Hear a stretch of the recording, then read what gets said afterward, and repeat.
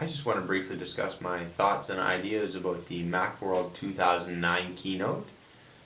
This year it was not done by Steve Jobs, it was instead done by Phil Schiller in the marketing department as the senior vice president there. My thoughts actually are a little bit varied. First of all, I am very happy to see the new iLife and iWork suites. I think both of them have some great benefits to them, in particular the iLife. Very excited to try out the new iPhoto and iMovie that are coming along with it, and I'll just see how those work.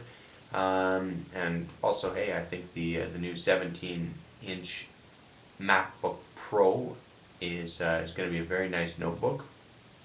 Myself, I don't need anything quite that large in terms of a notebook.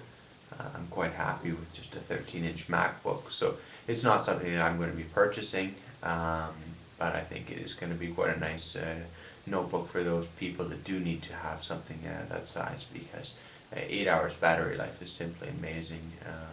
Really, I've never really run into notebooks like that before personally. They may be on the market, but they must be a very, very rare thing to have, so I think that's quite revolutionary. As far as disappointments, though, I'm quite disappointed about the lack of the Mac Mini. It's not to say I was going to purchase one myself. I had no intentions to. I have quite a number of Macs around my house already, and I'm the only one that uses them, so I have no more reason for any other computers here. But I just think it would be kind of neat to have an update and just almost like a feel good for everyone else feeling when you see that something is being updated like this, because the Mac Mini has been neglected so much.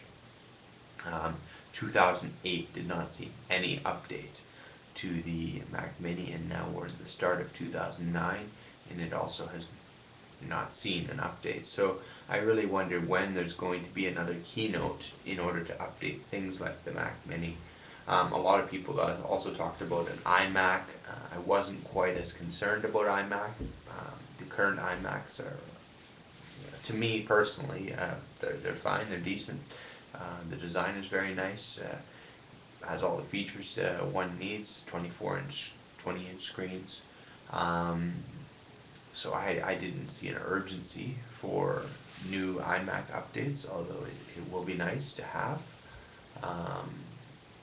And then there was the iPhone Nano that a lot of people had been suspecting would come out, but that was very far-fetched idea by a rumor started by a case manufacturer, and I really don't see the need, as many people have mentioned already. There's all, so everybody's developed all of their applications to work with only the the current iPhone's screen size and resolution. So it would be kind of silly to come out and just start another thing now, and it'd cause a lot of chaos. And also, I mean, what benefit is the iPhone Nano going to have over a regular iPhone, honestly?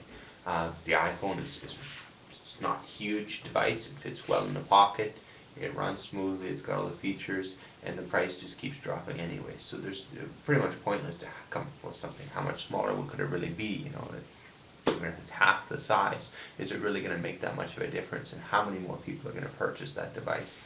It's going to really compete with iPhone. And a lot of people can point out, okay, well, what about all the different iPods? Well, the iPods are a little bit different. You have, it's kind of like an iPod Pro, the classic version, which is much larger hard drive space. Then you have the Nano, which is kind of just becoming now your standard iPod, and then you have the Shuffle, which is just your basic for the person that doesn't really know how to use it and just wants to just have some access to a small amount of music. And then there's the Touch, which is the one that wants to play games and use a touch screen, have more and more features. So that's more of the ritzy iPod.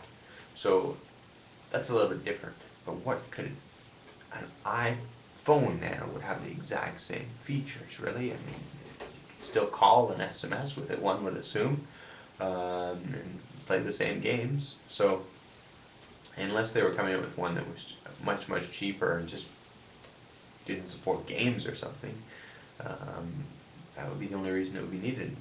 That would kind of defeat the purpose now.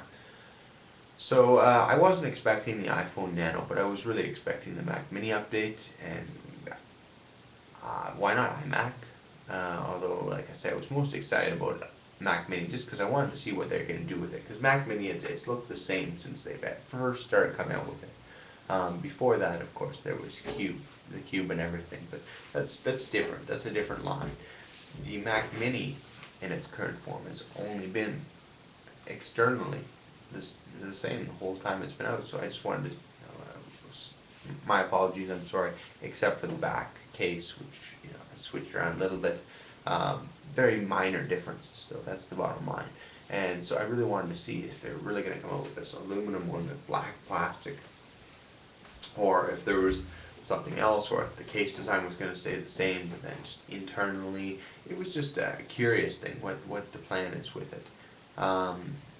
Although unfortunately we weren't able to see that. So am I satisfied with Macworld keynote? Yeah, it's okay. I mean, it's much different from what anybody else is going to say, I know.